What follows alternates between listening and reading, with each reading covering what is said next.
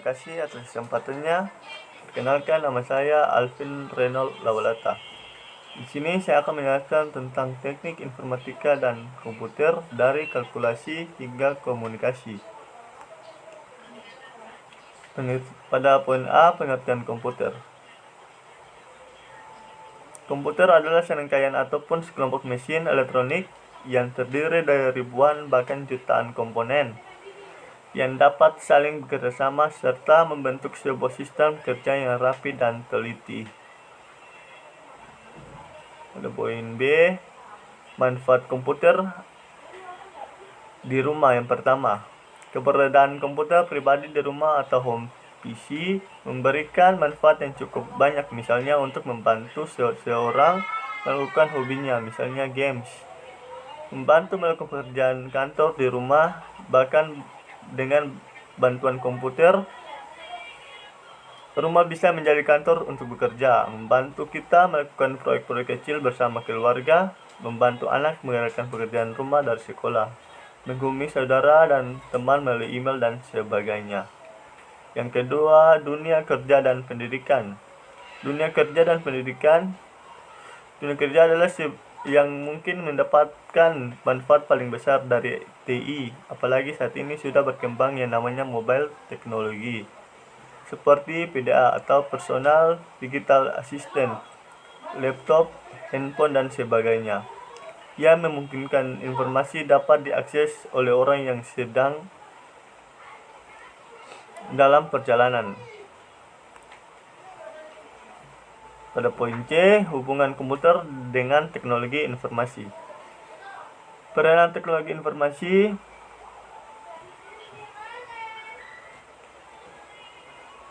Peranan teknologi informasi dan komunikasi untuk meningkatkan mutu pembelajaran, hubungan tatap muka, tetapi juga dilakukan dengan menggunakan media-media tersebut. Demikian pula siswa dapat memperoleh informasi dalam lingkup yang luas dari berbagai sumber melalui cyberspace atau ruang maya dengan menggunakan komputer atau internet. Hal yang paling mutakhir adalah berkembangnya apa yang disebut cyberteaching atau pengajaran maya, yaitu proses pengajaran yang dilakukan dengan menggunakan komputer, email, dan internet. Istilah lain yang makin populer saat ini ialah e-learning, yaitu suatu model pembelajaran dengan menggunakan media teknologi, komunikasi dan informasi, khususnya internet. Komputer dari kalkulasi hingga komunikasi. Pada poin A, hidup tanpa komputer. 1990-an, komputer sudah menjadi alat pembantu kita untuk kegiatan sehari-hari. Komputer adalah sebuah alat dipenuhi dengan aplikasi-aplikasi, data-data, dan program untuk mempermudah pekerjaan sehari-hari kita. Dalam hal informasi dan komunikasi, komputer berarti alat mempermudah. Memang komputer susah untuk diproduksi dengan alat-alat hardware dan software yang canggih dan rumit, tetapi dengan keperluan masyarakat, dengan benda ini banyak perusahaan telah memproduksi komputer dengan cepat dengan harga yang terjangkau. Yang berikut, dengan bergabungnya komputer dan internet di masa ini, teknologi menjadi tangga tinggi yang perkembangan teknologi di tahun-tahun yang akan datang. Kombinasi dari dua benda ini dapat membuat tugas-tugas kita dengan cepat, efisien, dan efektif. Komputer menyediakan software yang juga menyediakan cara-cara efektif untuk membuat tugas-tugas dan informasi secara cepat dan lancar. Salah satu contohnya Microsoft, di mana kita dapat membuat tulisan-tulisan, table, presentasi dengan cepat dan bagus. Sedangkan internet mempermudah kita untuk mendapatkan dan mengirimkan informasi seperti Google, MSN, dan Hotmail. Hubungan dengan sesama juga menjadi semakin erat dengan tersedianya Twitter dan Facebook. Pada poin B,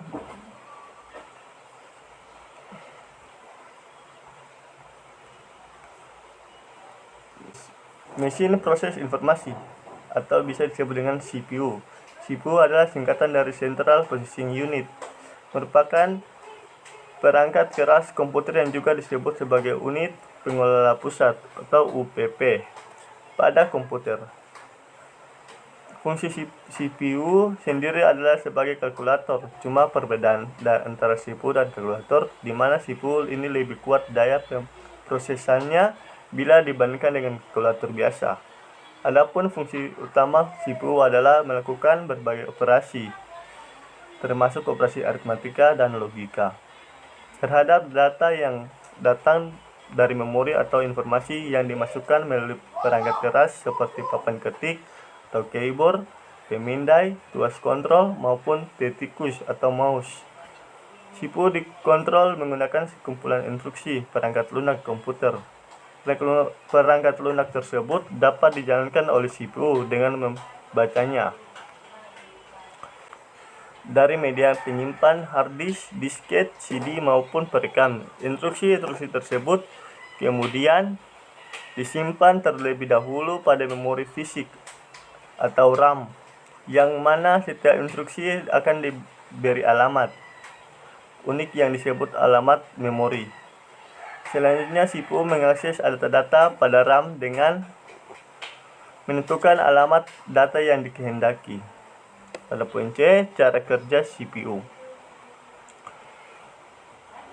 Cara kerja CPU saat data dan instruksi dimasukkan ke processing device pertama sekali diletakkan di RAM melalui input stroke. Apabila berbentuk instruksi ditampung oleh control unit di program stroke, namun apabila berbentuk data ditampung di working stroke. Jika register siap untuk menerima pengerjaan eksekusi, maka control unit akan mengambil instruksi dari program stroke untuk ditampungkan ke instruction register. Sedangkan alamat memori yang berisikan instruksi tersebut ditampung di program counter. Sedangkan data diambil oleh control unit dari working stroke untuk ditampung di general purpose register, atau dalam hal ini di operand register.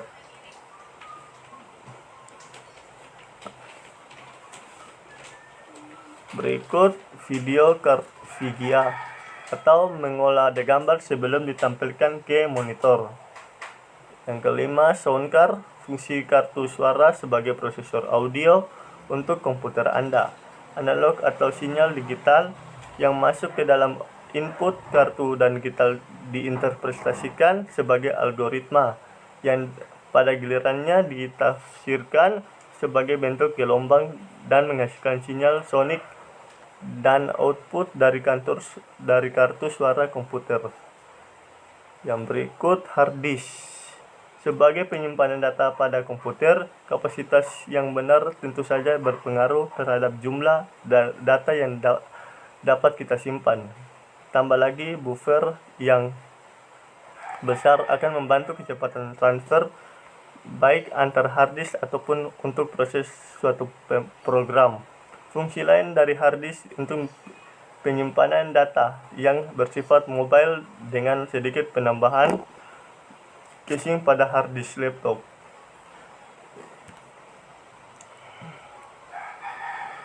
Yang berikut pada komponen CPU. Yang pertama, motherboard, tempat kita menancapkan atau memasangkan komponen-komponen komputer lainnya seperti prosesor, video card, sound card, hard disk, dan lain sebagainya. Motherboard berfungsi untuk menghubungkan setiap komponen-komponen komputer tersebut agar bisa saling berkomunikasi satu sama lain. Setiap motherboard memiliki spesifikasinya masing-masing.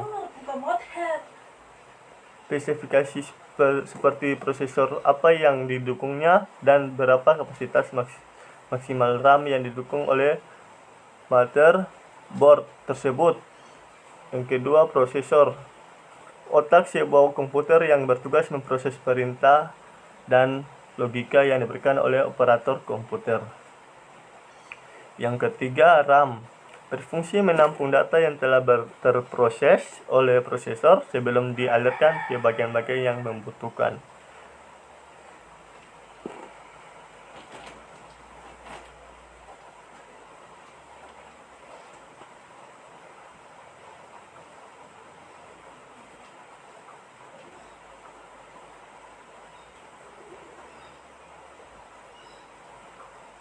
Yang berikut, optical disk drive atau fungsi utama untuk pembacaan pada media CD atau DVD.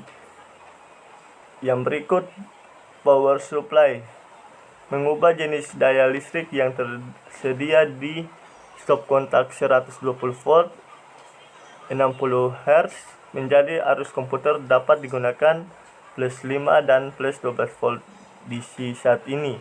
Biasanya komponen elektronik digital dari sirkuit di komputer seperti motherboard, kartu adaptor, dan papan disk drive logika. Gunakan plus 5 volt power dan kipas dan motor disk drive menggunakan daya plus 12 volt. Yang berikut, casing, berfungsi sebagai tempat kita meletakkan atau menempelkan motherboard, power supply, optical disk drive, hard disk, dan lain sebagainya. Melindungi berbagai komponen di dalamnya dari debu, panas, air, atau kotoran lainnya pada saat bekerja. Pada poin C, pengelompokan dan klasifikasi komputer. Pengelompokan dan klasifikasi komputer ini terbagi menjadi 3. Yang pertama, komputer berdasarkan data yang diolah. Yang pertama, komputer analog. Yang kedua, komputer digital. Yang ketiga, komputer hybrid. Komputer berdasarkan penggunanya. Yang pertama, special purpose komputer. Yang kedua, general purpose komputer. Yang berikut, komputer berdasarkan skala kemampuannya. Yang pertama, small scale komputer. Yang kedua, medium scale komputer. Yang ketiga, large scale komputer. Berikut, komputer berdasarkan ukurannya. Yang pertama, tower atau menara, desktop atau personal komputer. Yang ketiga, portable atau mudah dibawa. Yang keempat, notebook atau buku catatan. Yang kelima, sub notebook atau netbook. Yang keenam, palm top. Komputer berdasarkan prosesor komputer. Yang pertama, mainframe. Yang kedua, mini komputer. Yang ketiga, personal komputer. Oke, demikian presentasi saya. Saya ucapkan terima kasih.